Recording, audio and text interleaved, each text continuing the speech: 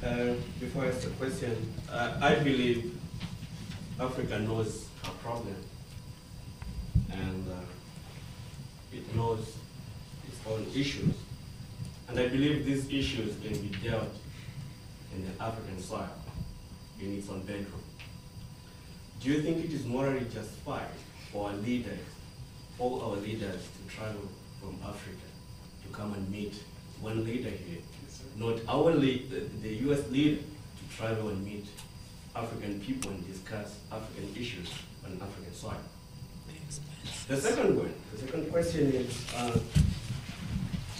we talk of strong institutions, and we want to put much on our leaders to say they are the ones who are at fault. But don't you think the strong institutions that we are trying to look at are the institutions at the civil service level? Because these are the institutions that are promoting injustice and corruption. So if we talk of building strong institutions, I think we need to start clearing the civil society. That's, I think, would be the better. I see. Let's come to Gatebuke. Bear in mind, if you're answering this question about African leaders flying to the United States to see one leader, individual leader, these same leaders have been to, the last time I checked, they have been to Beijing. They were recently in Brussels. In Paris. They were in Paris. Yep. They were in Tokyo. Yep.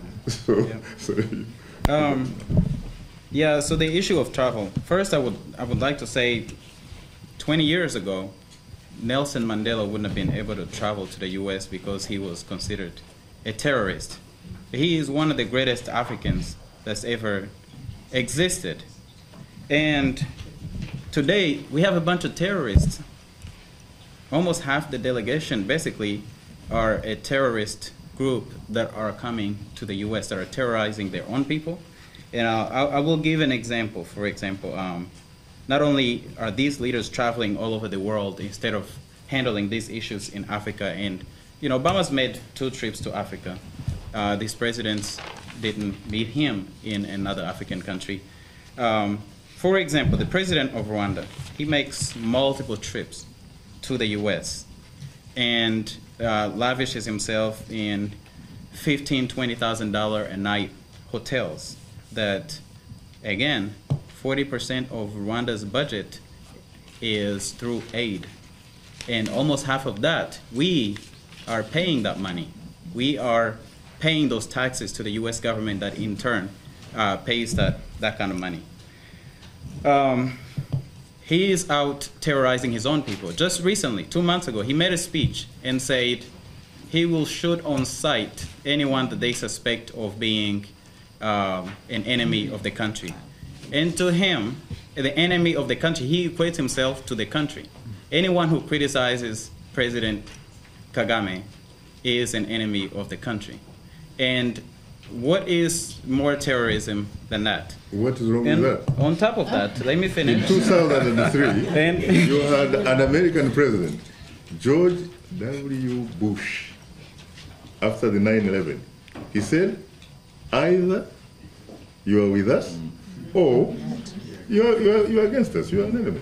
Yeah, look how it's worked out for the Republican Party in the US with the Iraq war. Was totally catastrophic in the 2008 election. What I was going to add, on New Year's of this year, agents of the Rwandan government assassinated former member of the Rwandan military, Patrick Karegeya. And President Kagame celebrated and said, at a prayer meeting, not just at any other meeting, but at a prayer meeting, and said, again, enemies of the country will be dealt with harshly. The US criticized him, never withheld aid. His spokesperson, the Minister of Foreign Affairs, said the same thing. She had no sympathy for enemies of the country.